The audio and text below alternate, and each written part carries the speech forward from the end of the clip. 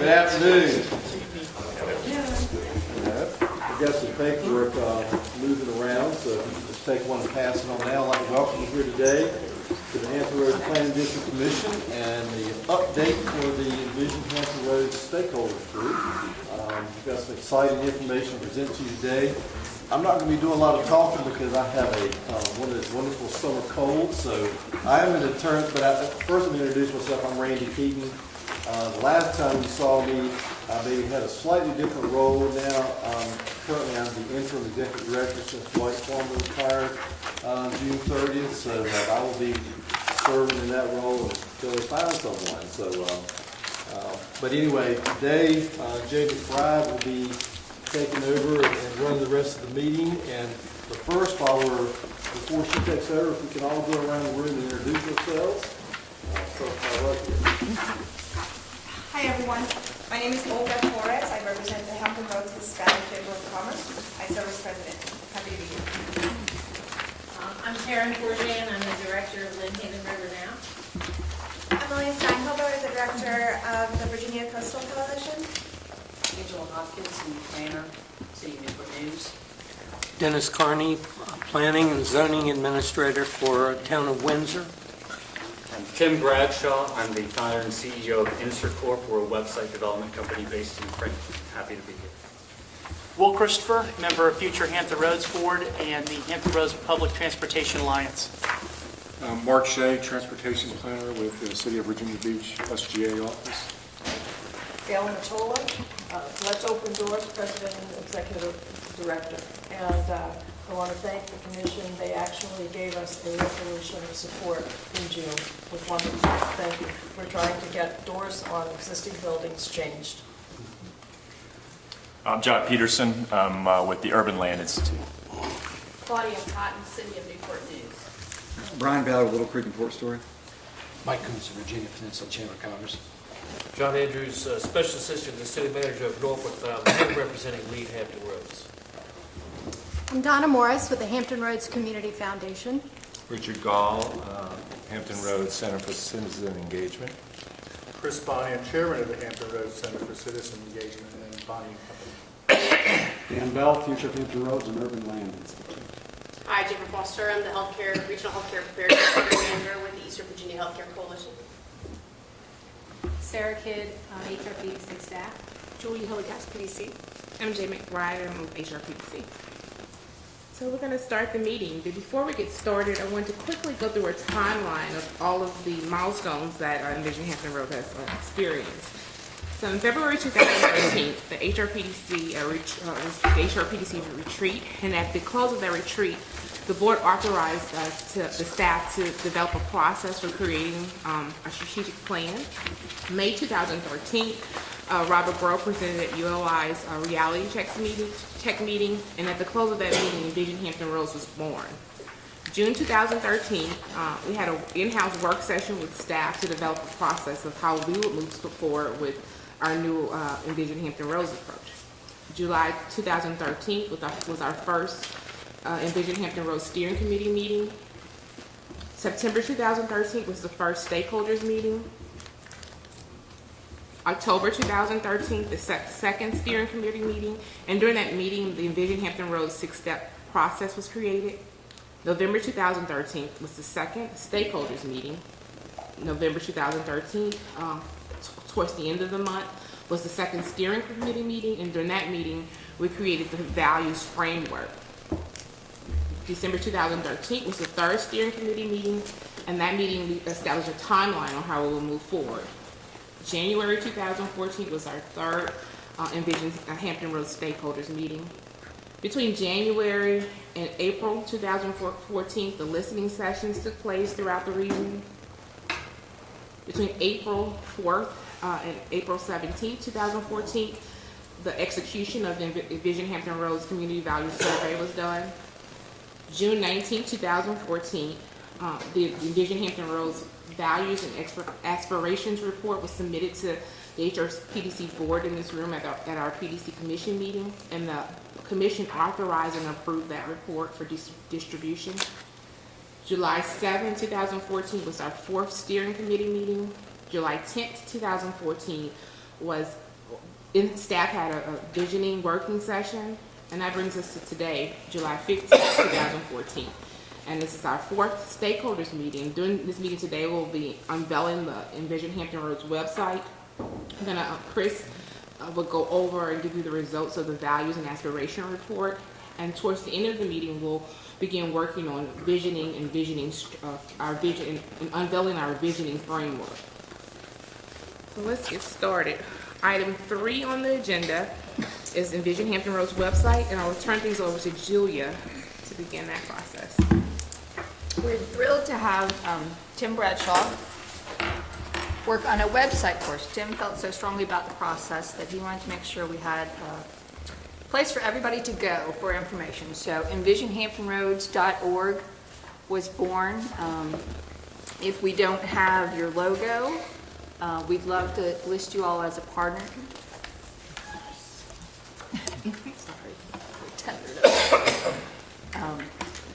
So here you can find everything you want to know. We've had some media coverage lately over the report that Chris and Quentin Kidd presented to our PDC Commission, and so we have some copies of that information. We'll show meeting dates there. We're trying something new, and we're videotaping this meeting today, so we'll post that, a link to YouTube for you to get that information there. We have information about the different programs and priority projects that we're working on and how that will all entwine with this strategic planning process. A little bit about who we are and what we're doing, how we came to be, the things that we've been doing over the course of the last several months, ways for folks to get involved. Again, if you're here at this table, that means we consider you a partner in this work. So if you would like your logo to be listed, just zip that over to Jay or to me, and we can make sure it gets added to the website. We have lots of our friends already listed there. And have a calendar of events, all the different meetings there. We've got some other resources. The process we went to with the listening sessions, and we'll also add the process that we're going to be doing with the visioning sessions that Jay will talk more about as well. Tim, is there anything you'd like to say? I mean, you were kind enough to do this for us. It looks great, by the way. It's very easy to navigate, and we feel like it's going to be a really well-used resource, so we appreciate that. I appreciate it, and I appreciate the opportunity for my company to be involved in such a great endeavor for the future of our region. A cool thing about this website, we built it on our most recent technology, so it's mobile responsive, so you can feel free to check it out on your smartphone. And we just wanted it to be as accessible and as simple and clean as possible. And I look forward to continuing to work with all of our regional partners and the Planning District Commission and this organization as we go along in the future to further develop the vision. Thank you. Great, we appreciate your work. Okay. Any questions on the website? Anything else? Take some time, tool around it when we get done here. If there's anything you think we're missing, by all means, let me know, and we'll get it up there. Thank you. Item 4 on the agenda, Chris will give us an overview of the values and aspiration report. Chris?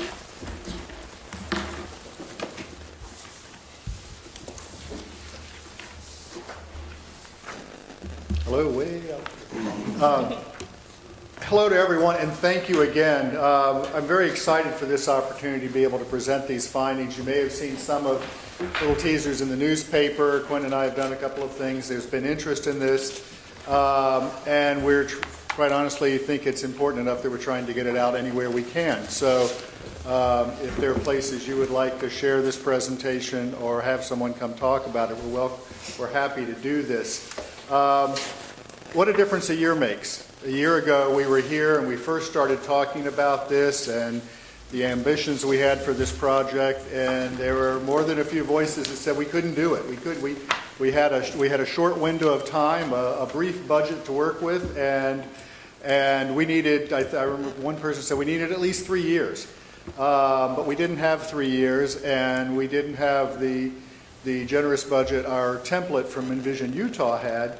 But with your help and with the help of other organizations that were here during last fall and into January, I think we did a nice job of what we could do, and something that we can be proud of, and something that I think is very exciting for the region, if for no other reason, there are many good reasons, but if for no other reason that it dispels a lot of the myths that we've carried into this region.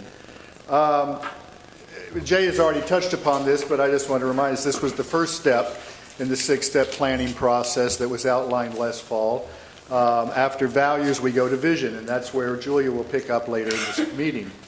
The objectives of this study that I'm presenting were broadly, we had based this heavily on Envision Utah, which the underpinning of which is that they realized out in the Salt Lake area that there was no use talking about planning anything if you didn't understand the values of the people for whom you were planning.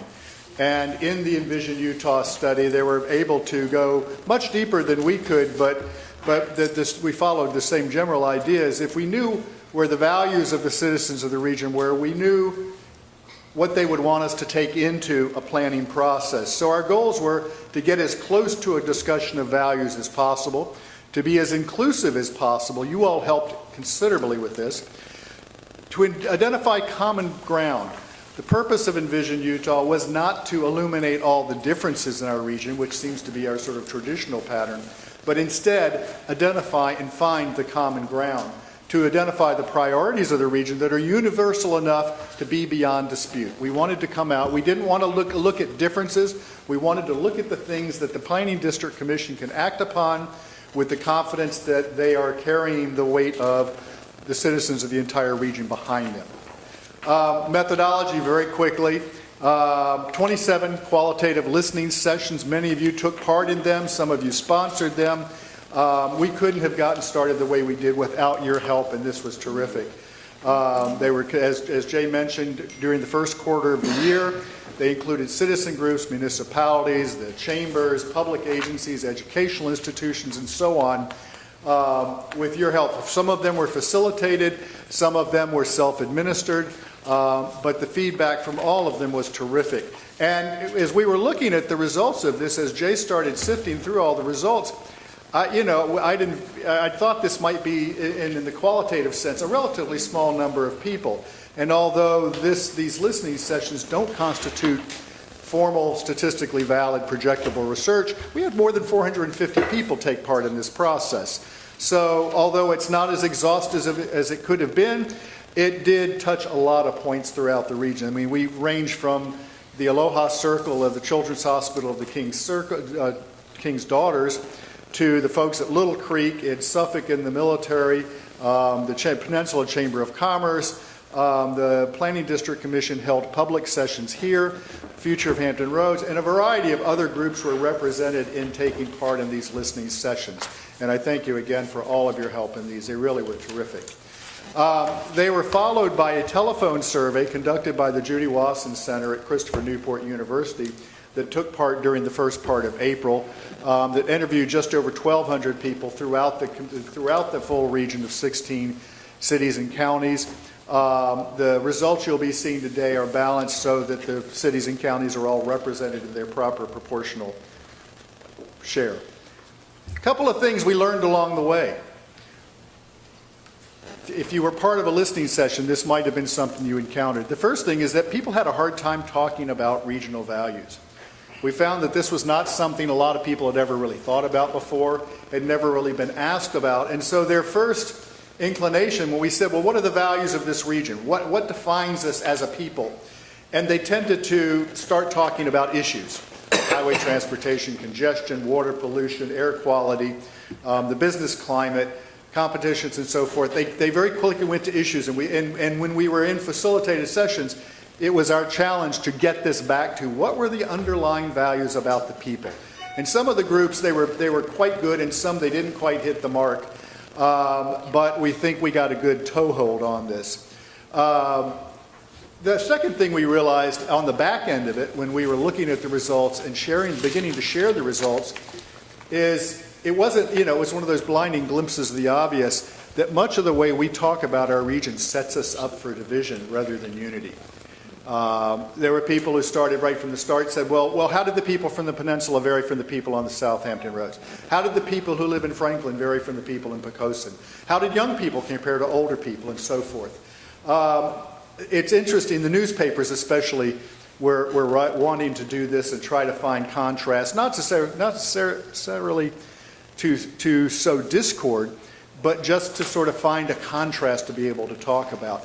And as I said earlier, what I'm going to show today are the things that were beyond dispute, the things that were shared across the region. Such differences as they were are quite slight, to be honest.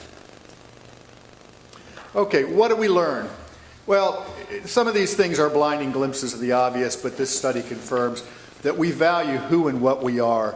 That we live in a place that is pleasant to live. When Quentin and I looked at the results of the survey, when that came out of the field, as researchers, we were sort of naturally inclined to look for something that's kind of fun and exciting and something that sort of, strikes you as different and maybe even a little edgy or something. And we did, and it wasn't there in this survey. And the more we looked at it, we realized that the thing that was defining about our region, the thing that is important about our region to the people who live here, are many of the things that are so obvious that we take them for granted. And they are the fact that we do live in a comfortable climate, that we have a diversity of people, that we have a diversity of landscapes and localities, that you can live a life most any way you want. Somewhere within our region, there's a place where you will find a community with which you're comfortable. One of the things that rose to the top and stayed throughout is the sense of the value of our waters. These are things that we just take for granted at times that we forget that they explain why we're here and why much of our commerce is here and certainly why the military is here. And if you start realizing that there's a tendency sometimes to look at that people who advocate for the stewardship and the protection of our natural environment as do-gooders. But when you see the value of what our local waters are to our region and the extent to which they define us and they draw people and they keep people here, all of a sudden you realize that this is not just a do-gooder thing, it's an important thing, and taking care of our natural environment is a vital part of maintaining the integrity and the vitality of our region. What do we learn? We value the military. Obviously, military is a huge part of our economy. It's a huge part of why we are here. Many of the people, include some of you in this room, and it's a part of our history. What's interesting is that we'll see as we go through the survey that expanding the role of the military in this community is not as high a priority as some other things. And we learned, obviously, too, that the citizens of our region value the history of our region. I heard a lot in the listening sessions, a lot of comments about how we value our history but can't be held back by it. There's sometimes a tendency to want to recreate colonial Williamsburg or to recreate all those things that put us on the map hundreds of years ago, instead of asking the question of what can we do to be on the map today.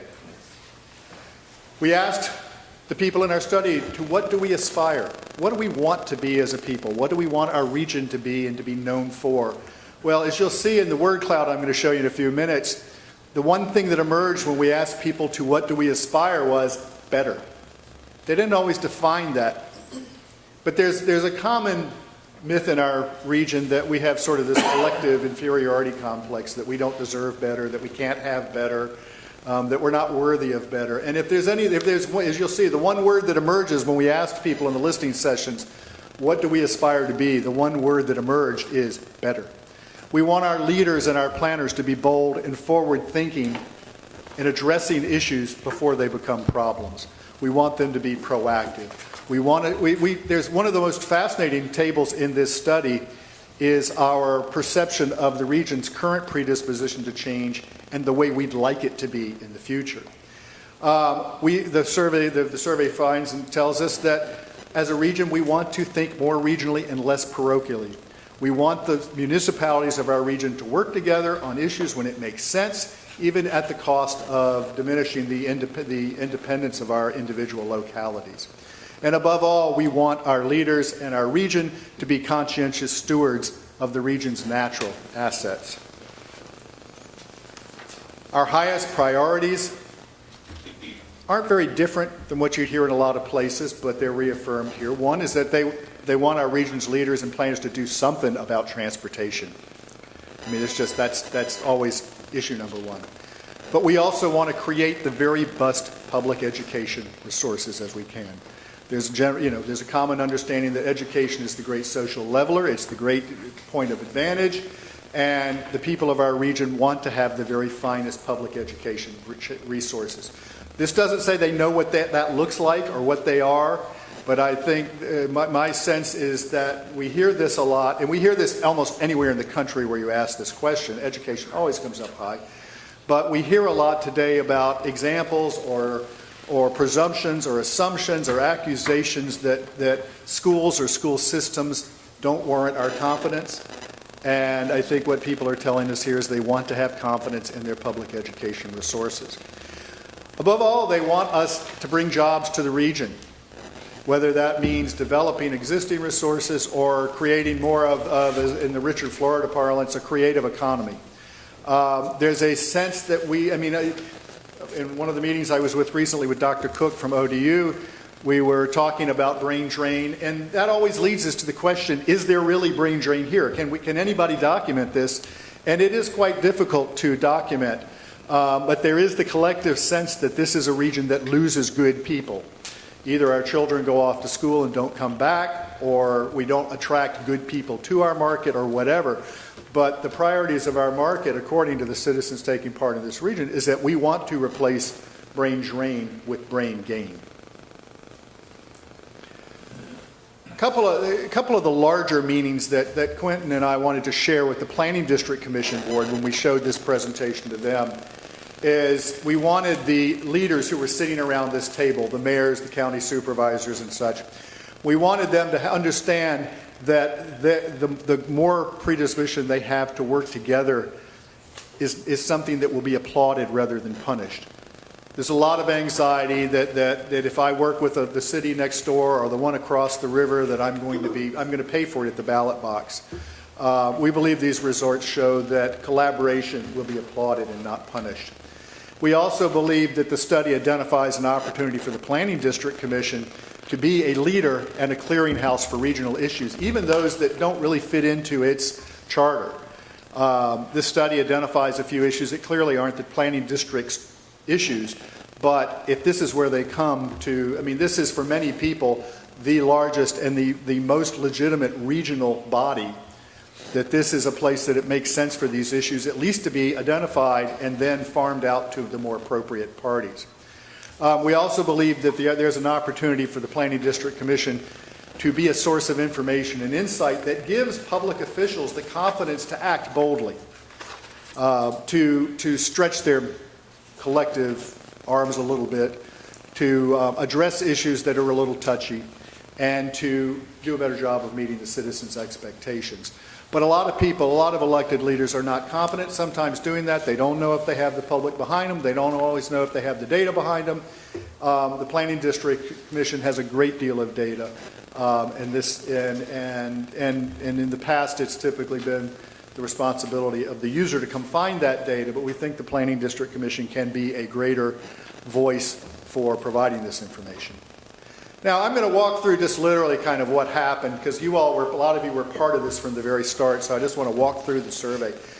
In the listening sessions, we took all of the words that Jay culled from all of the listening sessions and made word clouds out of them. Now, this is a very simple qualitative technique. There's no hocus pocus to this. The more a word is mentioned, the bigger it is. And you can see that when we asked people in the listening sessions what values most define Hampton Roads, that you can see how it was a little difficult for people to talk about values in terms of human characteristics. But look at the defining elements of Hampton Roads: military, Hampton Roads, but it breaks down community, diversity, history, water, all these things we've talked about. All the things are in front of us. One of the things that came up in one of the listening sessions that I facilitated that I was so happy to hear, and I didn't know if I ever would, and wouldn't have bet on it, to be honest, but it was a group of young business people who talked about, and there were some young military folks in there as well, who talked about how open Hampton Roads is to newcomers. That's not something I always feel like I hear a lot, but these people felt it, were impressed by it, and think it's one of the defining characteristics of our area. But you see, we are defined pretty much as our economy falls: military history, diversity, and so forth. We asked them what values differentiate Hampton Roads from other regions around the country.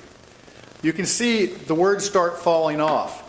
The big words, the words mentioned most often, again, military, history, region, roads, transportation. Hampton was typically mentioned in the context of Hampton Roads. Transportation, I should mention, was typically not mentioned in a positive light. That was the folks who said, you know, the transportation issues we face are not things we're necessarily proud of, but they do set us apart from some other regions we know about. When we ask them, what do we aspire to be as a region?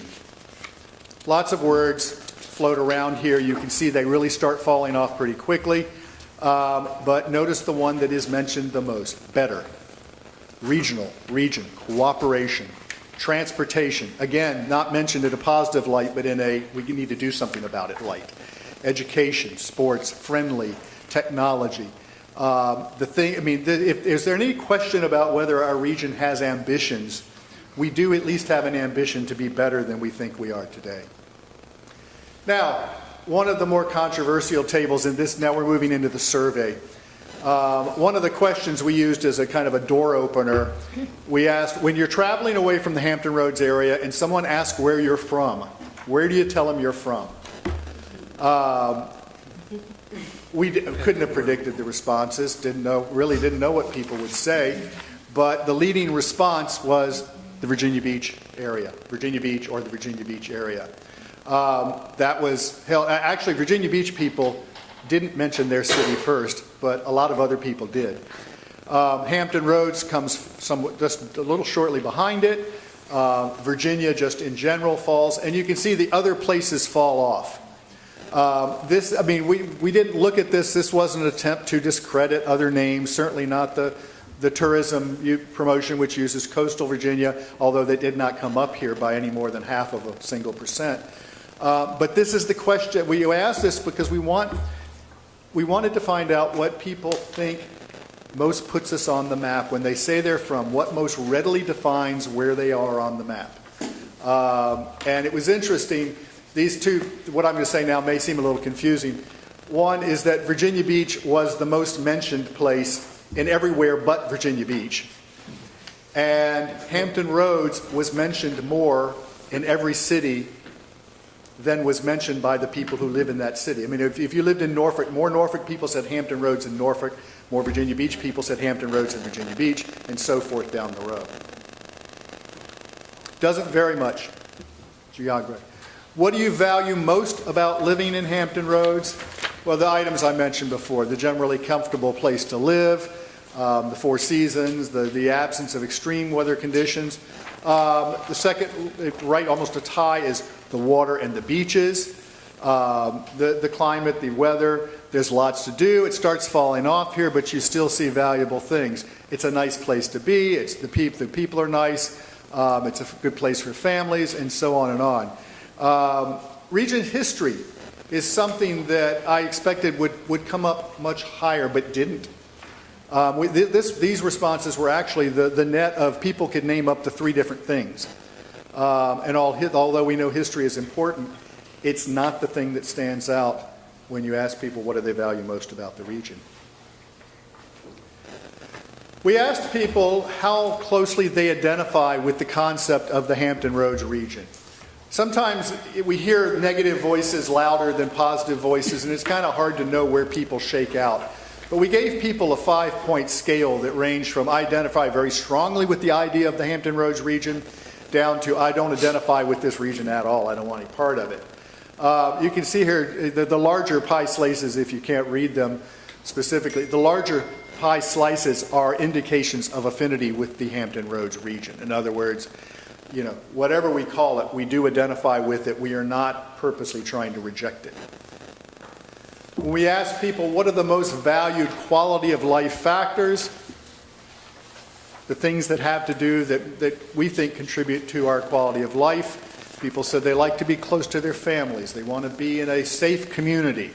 I mean, I kind of think these are givens. I don't know how you can have a healthy place that isn't safe, but it always comes up and it's important. This is a place where people like being able to enjoy the outdoors, where they feel they have good schools, where there's good access to shopping and recreation and so forth. Again, respect for the history falls a little bit to the bottom. They do wish there could be less traffic congestion. The two items at the bottom are kind of interesting because they did come up in a couple of the listening sessions as being very important to some people. They said, well, you know, I prefer, they tended to come up from the people who tend to be a little more libertarian in their perspective, and they say, well, I like lots of privacy and I want larger yards and I don't want anybody telling me I can't have those. And not that those are unimportant to anybody, but they, as you see, in the big scheme of things, they're way down the list. We ask people, how do you think the region will be as a place to live 10 years from now? This is an interesting table to look at because at least there are only about a fifth of the people who feel it's going to be some degree worse. But the rest are sort of split between, well, it'll either be better or it'll be at about the same as it is today. What do we expect the population to do in the next 10 years? Again, very few people think it's going to get any, our population is going to decrease any, but they're undecided whether it's going to really grow or whether it's going to stay where it is. Here's the one that I think I'm interpreting as a lot of wishful thinking. Do you expect any change in the number of jobs in the next 10 years? I mean, we're at a very critical point in our region's history right now with employment, with the redeployment of ships in the Navy and all that's going on, and all the people who travel with the ships, contractors and everybody else. I don't know that anybody has any expectation of where all this growth is coming from, but they sure wish it will happen. We asked people if there was one thing you could fix about Hampton Roads, or really one thing you could change, what would that be? And wow, what a big surprise. Less traffic congestion right at the top. The second item, though, more jobs, a stronger economy, less crime, more public transportation. You can see these things fall off. I mean, transportation is our big thing, and not necessarily in a good way. It's the one issue that if we could change that issue in people's minds in our region, imagine how much energy we'd be able to deploy to other things. Now, this is the table that Quentin and I found very fascinating. We asked people, how predisposed is our region to change today? And you can see this from the left to the right, it reads, we prefer no change, we're comfortable with change, we embrace change, we thrive on change. The blue line is now. And if you look at it, it sort of goes from the top left downwards to the right. The follow-up question is, how would you like this region to be in the future? And the line reverses. In other words, we're not exactly thriving. We may be a little bit comfortable embracing change now, but we want to be more risk-oriented. Now, risk is probably not the right word. Change-oriented. In other places, we'll see in the survey, we're open to new ways of doing things. We're open to new ideas about ways to do things. Now, we had two questions that were designed for the Planning District Commission's specific planning purposes. One was about guiding values, and a lot of these values were things that came out of the listening session. And this chart, you'll want to pay attention to the blue line, because this is the things that few people agree with most strongly. We said, what guiding values should the regional planners keep in mind? I liken this to one of those times when people are asked about politicians and they say, well, I don't understand all this world stuff and all this business stuff and all this economy stuff, but I like that candidate. He's a nice guy. I feel like we could be friends. Well, what they're usually saying is that I think that person would bring values to his work that would be common with me. And that's what we're looking at here. We ask people, what are the values that the region's planners should keep in mind? Above all, they want you to be proactive on issues. They want greater local government cooperation. I mean, in this very room, we had the HR TAC meeting, was it last week, the week before, which was not necessarily a case study in cooperation. We want to protect the air and the water. We want to make the region better. We want this to be a region that is open and affordable for people at all income levels. We want more citizen involvement. We want to be open to new solutions. And then it drops off. Really, the thing that came up in some of the listening sessions, they said, well, what defines this? And some people said, well, we kind of got this casual, no socks attitude. That's not one of our higher priorities. And it's interesting to notice that the second item from the bottom is, in terms of the guiding values, is compared to the other things, the lesser importance we give to preserving the independence of localities. So those are sort of the guiding values for planners. What about specific things? We said, what are the specific planning action items that we want to see reflected in a regional plan or vision for our region? Well, we want the best public education, more jobs. We want to reduce the brain drain. We want more recycling. We want to make sure that we maintain and improve our water and sewer infrastructure. Where we need it, we need workforce training. We think sea level rise is something that needs to be addressed as a region rather than on a city-by-city basis. We want issues to be addressed at the regional. That's sort of a spin-off of the sea level rise, but we want these regional issues to be tackled at a regional level rather than piecemeal and sometimes differently from place to place. We want more public transportation options. We think that's a pretty high priority. We want to diversify the economy. That's nice to see. Become more globally competitive, grow the region's port. We were asked to put the port in there, and you can see that in the big scheme of things, it's not one of the highest priorities. This is my personal read, is that some of us sort of take it on faith that the port's a very important thing and assume that that's the case. But I think this tells us if this is the case, there's a need for the port to do a better job of telling its story. Growing tourism is one of the things that's somewhat important, but it's not on the top. One of the things that's interesting by its presence close to the bottom are two items, actually. One is professional sports, and the second is increasing the military presence. That's, the military presence issue gets batted around a lot between the people who say, hold on to it more, better, and the people who say, well, if we're going to lose things in the long term, let's deal with it now and get ready for it.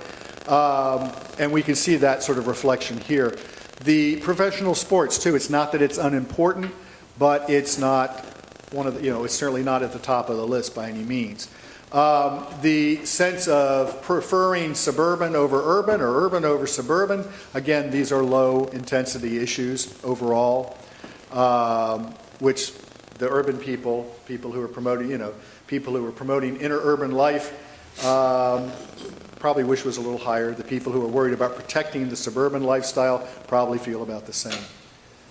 So that's kind of a quick run through. Some of you may have had a chance to see this, or do anybody have any questions I can address now? If not, you can track me down anytime thereafter. Anything? Well, thank you all. And thank you all again very much for your help in making this possible. It really couldn't have happened without you. Thank you, Chris. Okay, you can leave it here. Okay, this brings us to the second portion of today's meeting, which is the second step in the process, which is visioning. And during this process, we're creating a shared regional vision. So Chris just actually took us over the values and aspiration report, and from that report, we were able to determine as a region what we value, as a region what we aspire to, and as a region what we want our leaders to do or set as priorities. And I'm not going to actually go over the slide because Chris just did a beautiful job of going over those results, but in this section we want to just be mindful of what we value in thinking about the vision. So of course the second step in the process, the 6-step process, is vision. What's a vision? A vision is the art of seeing the invisible. It describes the future situations you want to achieve. Some questions to ask when thinking about visioning. What do you want your region to be? What are your dreams for the region? An old proverb says, a vision without a plan is a dream. A plan without a vision is drudgery. But a vision with a plan can change the world. So hopefully we'll be able to change Hampton Roads throughout this process. Our objectives in the visioning phase are simple: to develop the region's guiding visioning principles, develop a set of clear, straightforward visioning principles, and to develop the region's vision statement. How do we plan to do this? Our methodology, we're hoping to do it in a similar style as we did the listening sessions. We're asking each of you to help us have visioning sessions throughout your community, with your organizations, with the public. We also hope to partner with each of the localities' planning staffs to help us do some of the visioning statements and sessions. And we also hope to expand this to committee to also help with more sessions. So at this point, I'm going to turn things over to Julia, and she's going to actually take us through a regional visioning session. So we want you all to sort of be our guinea pigs and think a bit about what we want Hampton Roads to look like in the next 20 or 30 years. I know that's a pretty long time frame to wrap your heads around, but we thought we'd start there rather than 50, which is the new planning timeline. When you think about Hampton Roads, what would it look like if you had the power to do whatever you wanted and you were the mayor of Hampton Roads? What would it look like to you? Think about things like, what would the cover story of the regional newspaper, because there's only one, right, in 2035, there'll just be the one, if there's one left at all. What would the top stories be for the region? What's our latest news? Where are we living? Are we more densely populated in areas that are already urbanized? Are we spread out a little more? Are there new urban centers in the region? And think about being our best selves. And what does that look like? So I'm going to give you guys a few minutes to jot down some notes, and we'll come around, and what I want you to do is identify a few things that you would like to see in terms of the best Hampton Roads region. Do we have an fully integrated public transportation system? Do we have all the best water for drinking, and all our water is fishable and swimmable? What does it look like to you? So take a few minutes and maybe just jot down your 3 big achievements, what you would like to see 30 years from now. And we'll go around and share those and capture those. Quick question. Quick question. Sorry, yes, sir. So we don't worry about funding at this point? No. This is not We're just a going to constraint, okay? live in a utopian world for just a few minutes today. You're the king with all the gold. Yeah, well, that is what you can desire. Right. Or maybe our desire will keep the funding less than it.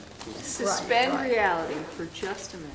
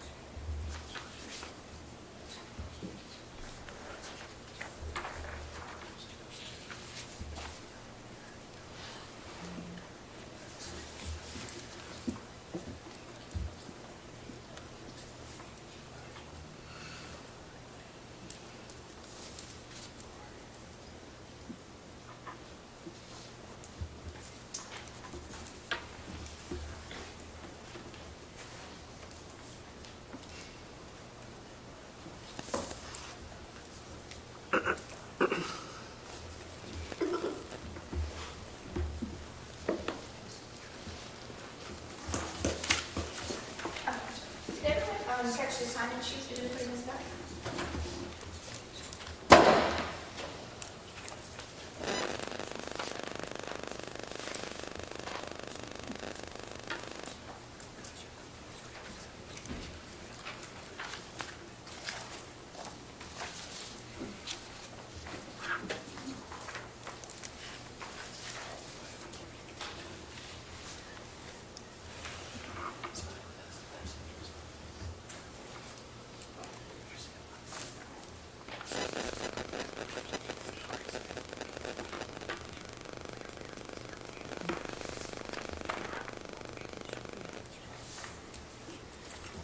Okay, you ready? Anyone want to go first? What we're going to try to do is capture these ideas, and as things come up that are similar, we'll star them. And what we hope to have at the end of our session is sort of a list of guiding principles that will help us craft a vision statement, to be the guiding value principles that we use in moving the vision process forward. So, Dan wants to start? I love that about I Dan. would. First, let me apologize. My voice is strained. Every time I, for some reason, watch my grandkid, my voice is strained for the following several days. So, I have 5. May I? Absolutely. Okay, in no particular order. Regionally collaborative area. Number 2, highly mobilized transportation area.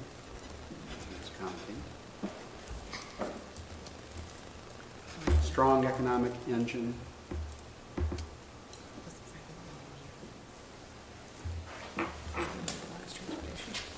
Essentially outpacing USA, generally. Highly functional land use area complementing regional localities. And last but not least, continuous mentoring environment for next generation.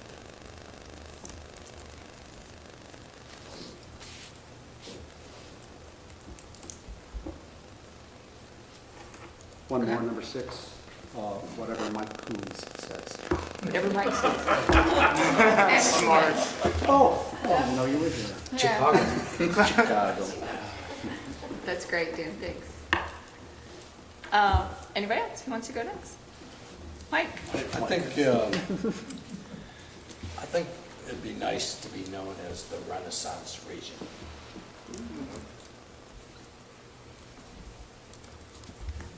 That would encompass developing a strong entrepreneurial culture with a backbone of capitalization.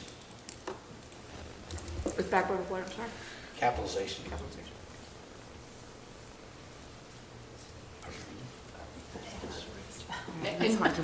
Just so you know, for purposes of this exercise, all forms of spelling are correct. Later, cut J a little slack.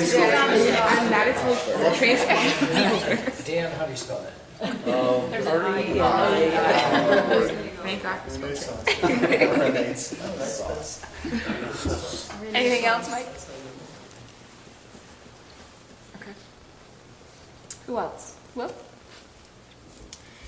In this vision, we'd already have our act, since we're fast forwarding 20 to 30 years, we'd already have our act together as a region. We'd already have world-class mobility, both coming into the region as well as moving about the region. So looking beyond that, in 30 years, I could see us being a case study for a region working as one, again, in no particular order here, working as one with Richmond as part of a future mega region. Working on the next generation of commerce, transportation, etc. A cultural hotbed for ideas, diversity, talent. Transcending a false belief that we're different from each other, which causes these symptoms that we're dealing with. And then we'd be hot off the heels of national recognition as some form of us being the next Austin.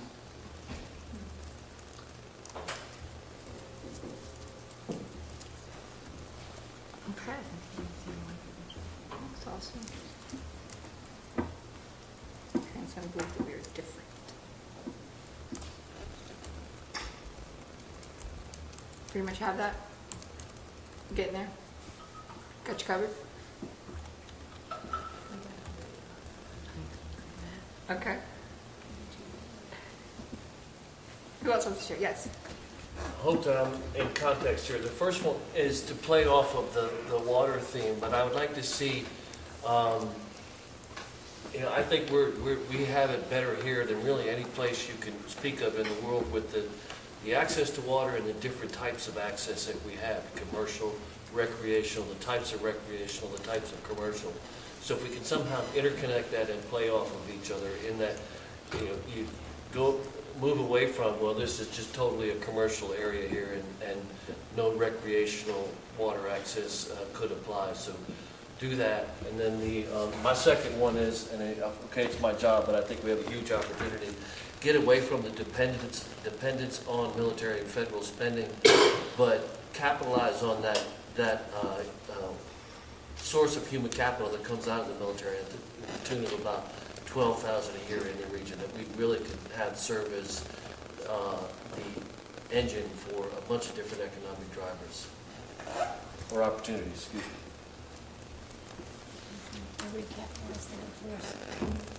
Okay. Karen? I have many of the same ones that are up there, but one that I have on my list, high on the list, that's not addressed is a plan that addresses sea level rise in creative ways that incorporate working with nature to build resiliency. I think our tendency right now is to, we're very tempted to think about engineering seawalls and that kind of thing, and that's going to be a very short-term and very expensive proposition where we really need to be thinking a lot more creatively about ways to work with nature to build resiliency to sea level rise that will both help us deal with rising water levels and help improve water quality. So win-wins. We don't have to make a choice between water quality and dealing with flooding. Great. Thank you. Anything else? And I also had a lot of the same things again, but exciting new higher ed programs that attract talented young people to our area, as well as keeping some of our talented young people here and attract new industries to our area. So I think a lot of the high-tech industries go where the university is. They're in it's not accidental that they're in places where there are higher ed programs that support those industries. Okay, great. What else, Chris? Mine are more along the line of regional achievements, but some of them are not things. The first, clearly, though, is an integrated transportation backbone that makes it possible for people to reach and enjoy the different communities in the region without thinking about it. The second has to do with protecting the distinctive characteristics and cultures of the different communities of our region.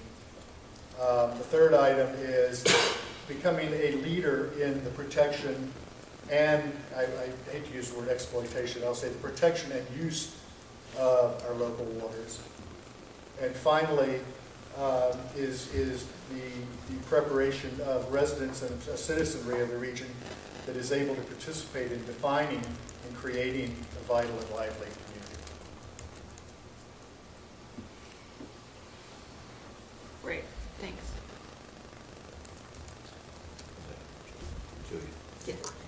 Yes, ma'am. I had a few of the similar things on the list in terms of transportation. I would envision people being able to move from one area to the other seamlessly and quickly. So I can take a job in Newport News, for example, and live in, the oceanfront and get there rather quickly instead of saying I can't take the job because it's hard to get over there because of transit. I also thought about safety in general as a whole and I guess a decrease in crime because we have created higher education opportunities for our youth locally, so that it allows them to be more proactive and a contributing factor in our community economically. And not just to our community, but to themselves and to their families. So I can see that, again, crime would decrease because we have enabled our youth to have access to better opportunities to make something of themselves. Thanks, everyone. Who else?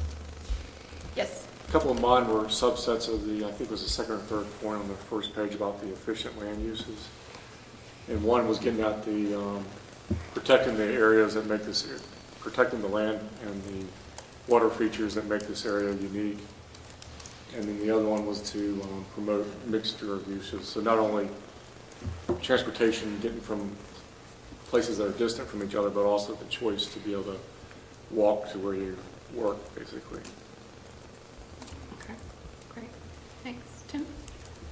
So I've been listening to what everyone's saying, and these are all wonderful ideas. My idea of a vision for 20 to 30 years from now is for national and global recognition of Hampton Roads as a prosperous, interconnected region which fosters innovation and entrepreneurialism. And I believe that that can be achieved through reducing commute times, through more well-planned, connected transportation infrastructure, connecting all of our localities, for example, through the light rail, running the light rail to all the major cities and all the towns within the counties that are part of Hampton Roads, with park and rides for the more rural areas to give better access. Also, improve traffic infrastructure with the roads, the third crossing that's been talked about many different times to make it easier to get across the peninsula, and also connecting to other regions, touching on mega regions through high-speed rail to make it easier to move people and commerce from one region to another. And finally, unity and cooperation throughout the region, not just on a political level, but also on social and cultural levels. Great, thanks, Tim. Claudia? Again, very similar, but I was thinking maybe along more practical lines on a regional collaboration, if they are, whether it's a one government entity in the region or however that sets up, that we share costs for transportation, infrastructure, road building, education, development, tourism, ports, and with those savings, we are better able to protect the environment, to protect the natural resources that we have here, and the historical resources. Can we call that shared services? Can we call that shared services? That would be fine. And then, again, interconnectivity, particularly with the rest of the northeast and eastern seaboard.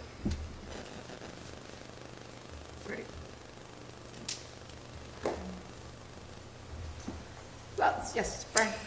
A lot of repeats from other stuff. I'd like to thank Karen Stott on sea level rise. Definitely an issue that we need to proactively address.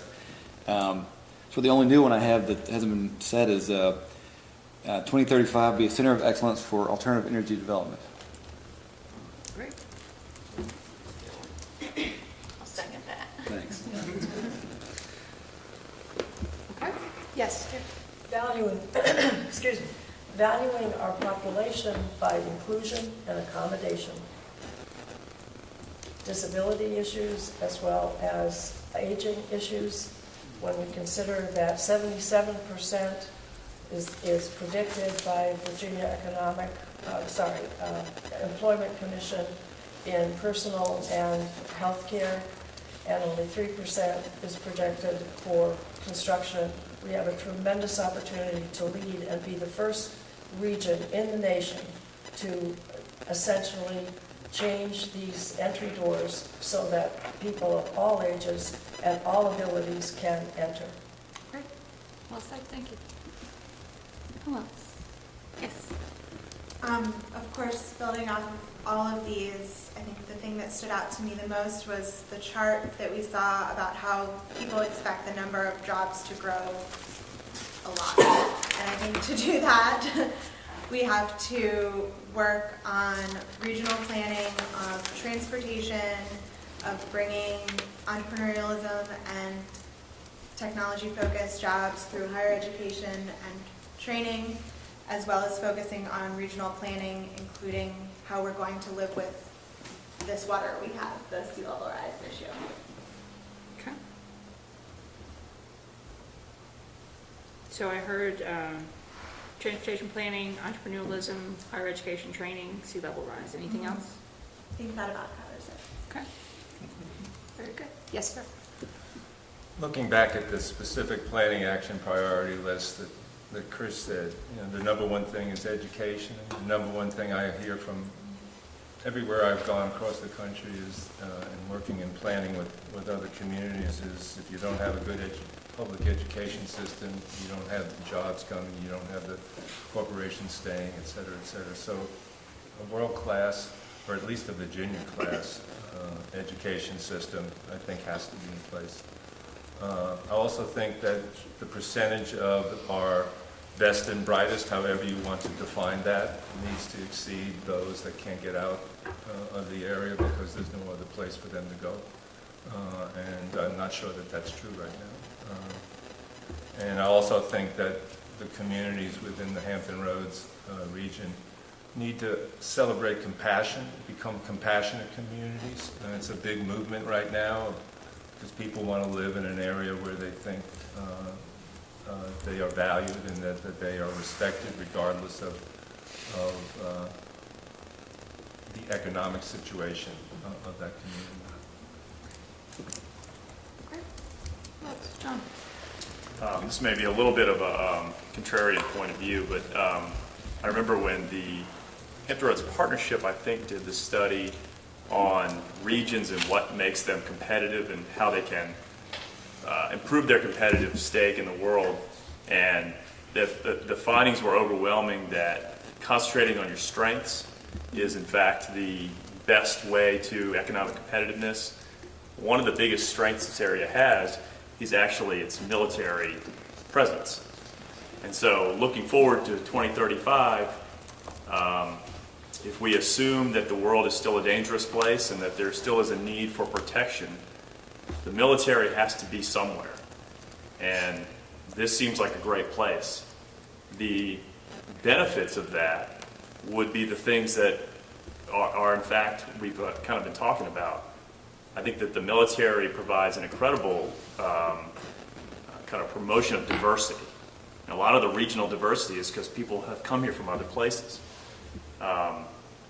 The transportation networks required by the military bases, a lot of the roads in Hampton Roads, a lot of the streets, I should say, in Hampton Roads are a result of connecting military bases or connecting neighborhoods to those military bases because the military has to get their staff to and from the work each day. So the military could be a huge catalyst for transportation improvements. Certainly technology arises out of the military. So this would be a way to keep that that workforce that we talk about that's leaving the military all the time, to make sure we keep them here, is to marry up the technological advances in the military with the private sector. And then certainly the military is at least trying to be on the front edge of alternative energy, some of the energy savings. I know that usually the companies that come up with things like battery usage and things like that, their first thought is to go to the military because the military usually has a need for that kind of technology.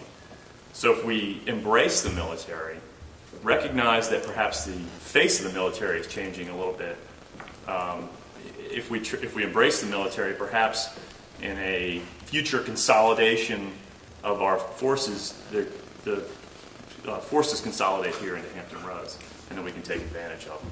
So that would be just one kind of countervailing thought. Yes. I thought that was a great point. I wanted to follow up on that a little bit, and I absolutely agree. There's no contrarian in that for me, but we do need to embrace it. But we got to look forward. The military of the past is not going to be Aegis cruisers and aircraft carriers, I think, and we're going to move into the cyber realm. And we have GIFCOM out there with an infrastructure, and now Navy Cyber Command and NetWarcom are moving out there. Fort Meade in Maryland, I guess, is cyber central right now. but they're soon going to exceed capacity. And what a great opportunity for us to play on that.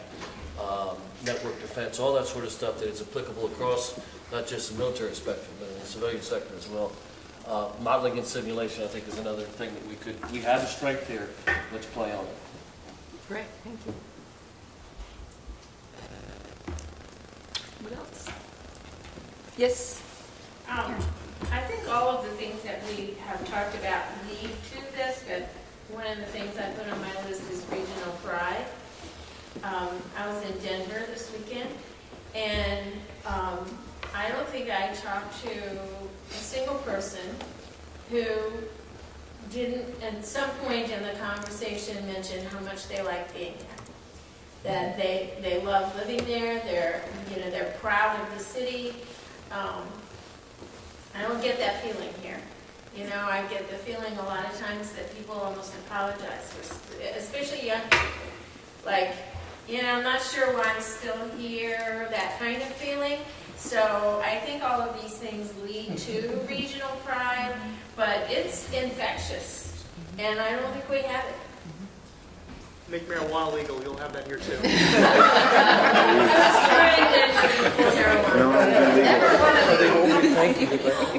The applications to the University of Colorado in Boulder doubled this year. That may be one thing. But that kind of pride in the area, and it's a magnet. I mean, people are moving there, and young people, talented young people are moving there, and there's a real pride.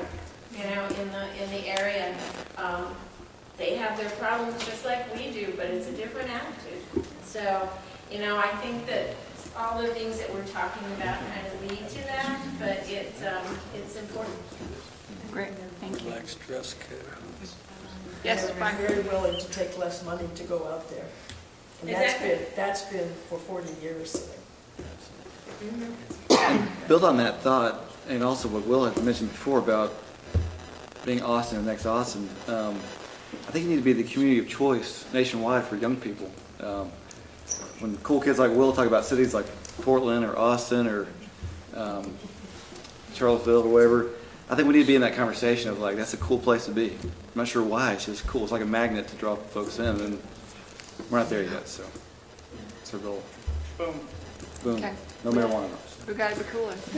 I think too that it's, even though this is going to sound kind of negative, but I think it's a reality that accepting failure, we have to learn that part of getting to a good idea, something really smart, sometimes you may stumble along the way. And here we tend to be very risk averse to failure. And so to recognize that, it's okay if we just keep on and pursue what we think is going to be a smart thing to do.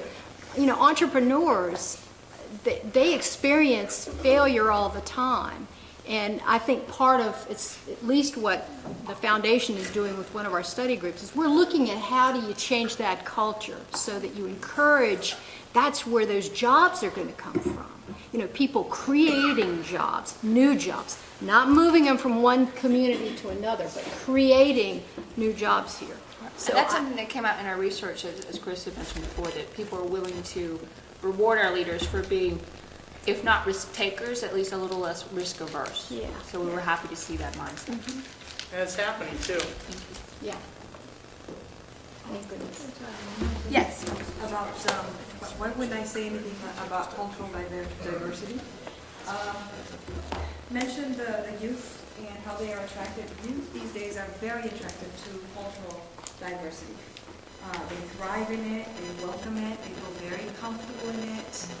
And if we, when we create in the future more cultural venues and activities where all are welcome and invited, I think that would be a motivator, especially for our youth, because they will find and they will see and discover opportunities where we haven't seen them in the past, only because they can see things with that eye, into the future. Great. Thank you. We've been watching our parents and their parents draw lines in the sand and putting fences up generation after generation. And maybe there's some kind of cultural tipping point that we're experiencing right now where because 25 years ago, and really it's just, in the grand scheme of things, it's really ramping up, we carry the world's catalog in our pocket. So we have information, data, math, science. I mean, we could like literally look up what are the top 3 educational systems in the world and then modify that into what our new one's going to be. So it's like there's this mentality, the shift towards less lines, less fences, less, that we're really all the same. Almost like that the original counterculture of the 60s, the baby boomers, is coming back around. It's fascinating stuff to watch. But it's a global community now. We can see this going on. We can see at any moment what's the most popular word in the world, etc. There's just so much mega data. So for us to not lean on that means that we're still sticking with our parents' mentality of opinions and anecdotes and here's what our parents did and that got us here, but look how quickly that's changing now, and we hear about how different millennials are. But it's time.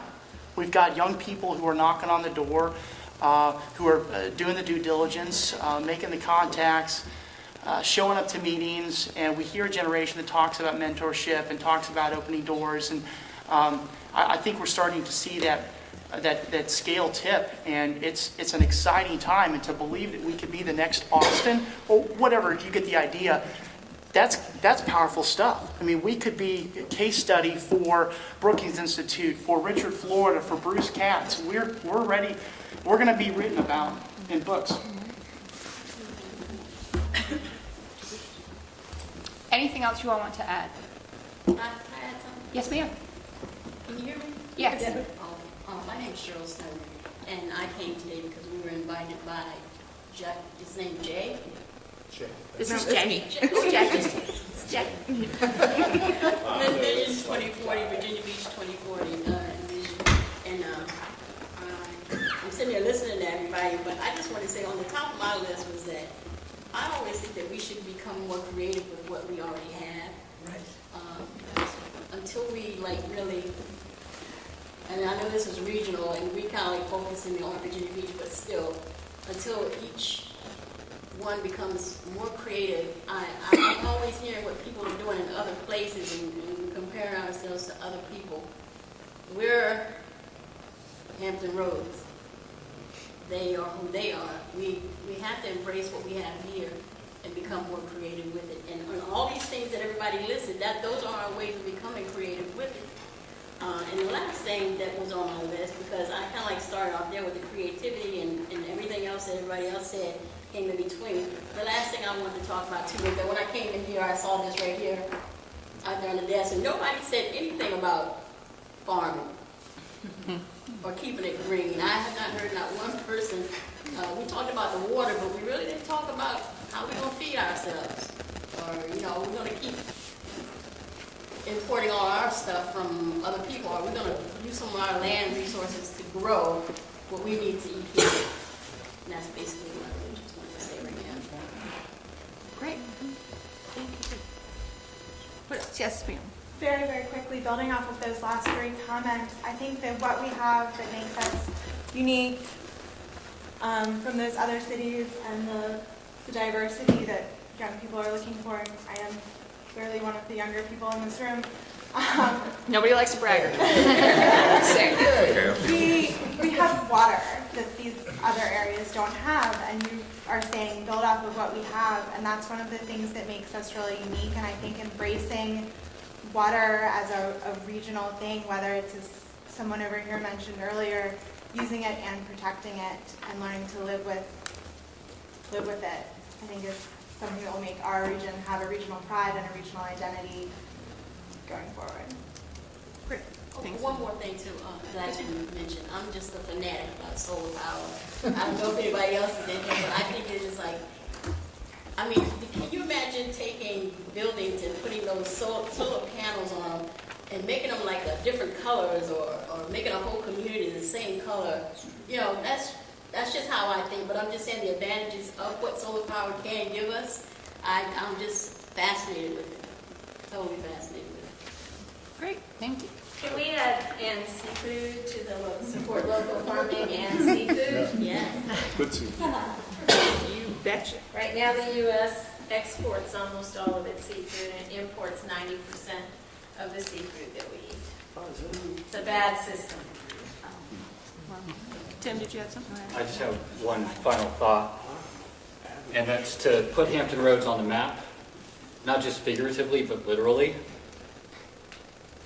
Any kind of map that there is out there, instead of showing all the dots for Norfolk, Newport News, Williamsburg, Virginia Beach, just have one big dot that says Hampton Roads. That'd be a good start.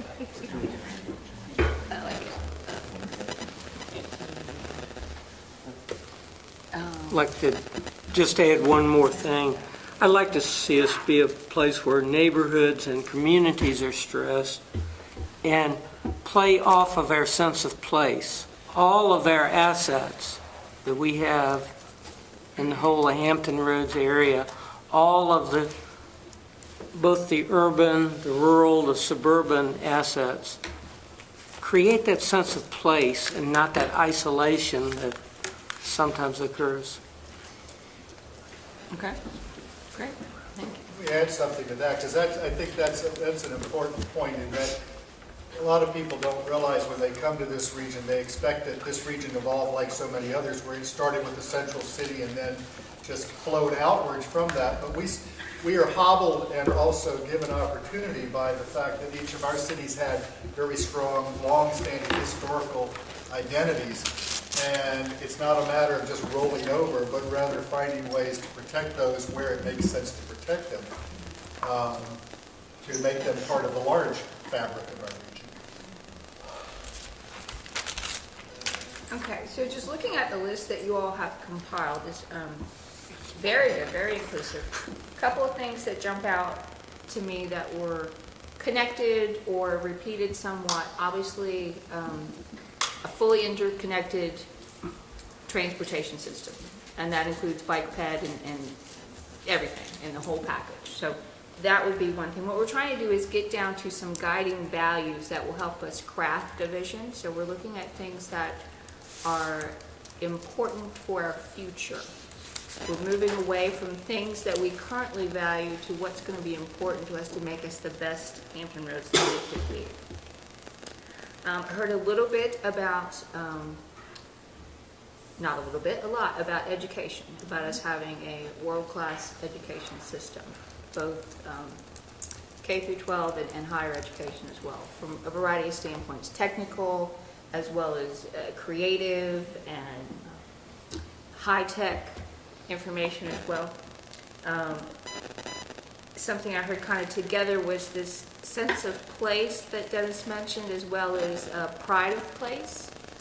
That we need to be all the best we can be, and that could include creatively using the assets that we have that Cheryl mentioned, you know, being the best us we can be, being the best Hampton Roads we can be. Regional collaboration was, you know, overarching, but in terms of shared services, shared solutions, whether it's sea level rise or school systems or police training, that sort of thing, shared services to take a look at that.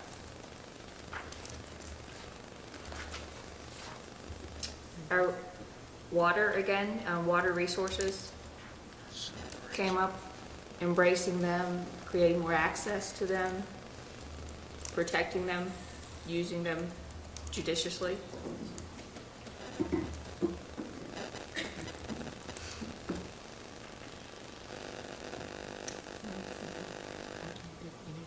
Alternative energy, people mentioned that. Solar and other energy opportunities, wind energy, are things that have come up in our discussions. Can I add one that may be a little synthesis of a couple others? Okay, that'd be great. Will's mentioned that Bruce Katz reminded me that one of the takeaways of his book was the idea that, especially now and in the future, our region to be competitive is not just, it's not a framework that just says we're as good as Charlotte or pick your place. We have to be world-class competitive. able to carry our own against Barcelona, Amsterdam, Shenzhen, wherever it is. That's the competitive framework of the future, not the domestic people we're always racing to be able to catch up with. Anything else that you all see that, Diversify and grow our economy. Yeah. While I agree, that we have to embrace the resources that the military brings to us and use them, it also makes us vulnerable to be too dependent upon the military. And as a nonprofit director for a long, long time, not having a lot of industry in our area, we don't have the investment from the private sector in our area that happens when you have a lot of industry in an area. okay, so diversify and grow our economy.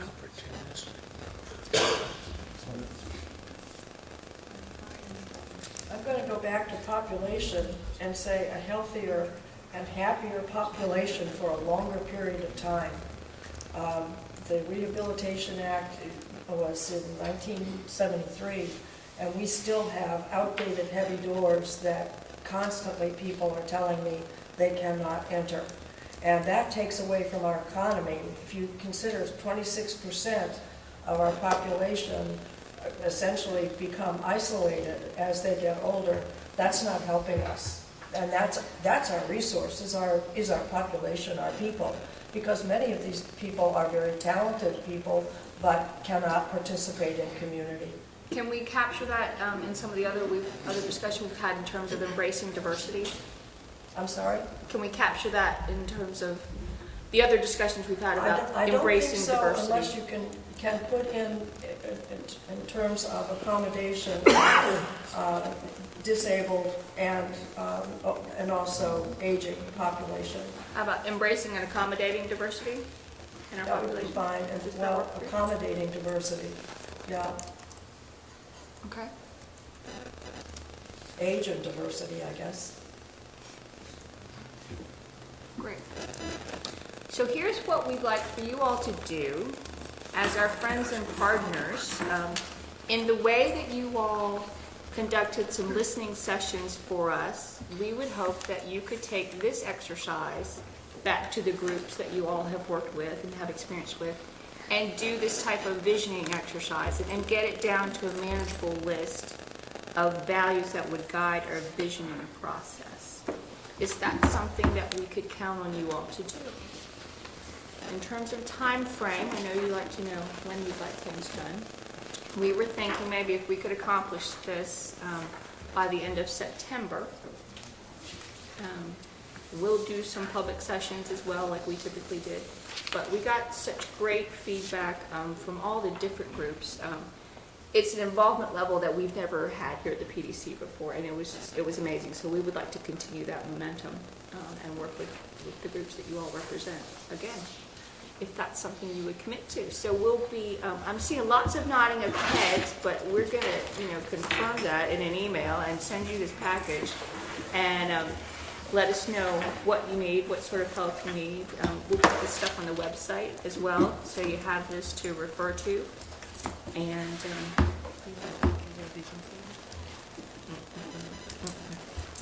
And what we'll do after we get all this information is synthesize all the next visioning sessions, and then work with you all and then our steering committee to try to develop a regional vision statement, which is not an easy thing to do. So you all have done yeoman's work today. We certainly appreciate your time. Jay, do you have anything you want, or Randy, anything you want to share? Or is there anything any of the stakeholders would like to share, comment that we haven't actually touched on today, or just any comments that you guys might want to share about the process? What happens with this information once we're done? You shred it. You shred it. Your names are taken off the film and shredded. We're still working towards developing a plan. So we're still going through the process of creating the region's first community-based plan. We're just on visions now, and after we develop the vision guiding principles. We're hoping to actually go through the steps, which ends with building. So hopefully, eventually, all of our thoughts and our aspirations and the comments and the work that we put in to leads to an actual, bigger picture in the future. But it's definitely going to be a multi-year process, a multi-year commitment, and then the cycle. If you can remember the cycle that we developed, the process, it kind of just keeps going through the cycle. Once we get to build, then now it's time to start back over with values and just keep it flowing in that cycle. So hopefully, all of the planning process ultimately leads to things that we can actually see. So once we get through and we have a vision statement that the region buys off on, then we'll start working those specific strategies. What's it going to take to build this diverse economy? Who needs to be involved? And maybe that's not the PDC's role, maybe that's some other group's role, and how we can bring them in and develop some strategies and action plans for all the groups in the region. And everybody will hopefully take on a piece to make it actually happen. Yeah. That's my vision. Can I make a suggestion? I mean, the first group of listening sessions was really good, but it wasn't as diverse as that's going to end this one need to be. Right. And I don't know if it's going to impact timing. It probably will, but I think we need to reach a lot farther than we did to groups who aren't represented in this room, who weren't at the table last fall, to voices that don't typically show up in places like this, to make sure that there's more inclusion there. I know that's one of the goals, but the idea to be even more inclusive than we were, especially since we're depending on the kindness of strangers. Right, absolutely. And if you all have groups that you think would be interested, there are several of us available on staff who can go to those groups, bring them here, whatever, make sure they're invited, at least for representatives invited. So anybody you think of that needs to be included, send us an email, send us a contact, and we'll be happy to add them and make them part of the process. Absolutely. One post segment that comes to mind right now are the faith communities. That's funny, that's what I was saying. Great. Okay. Anything else? Well, thank you all for attending the meeting. Have a great day.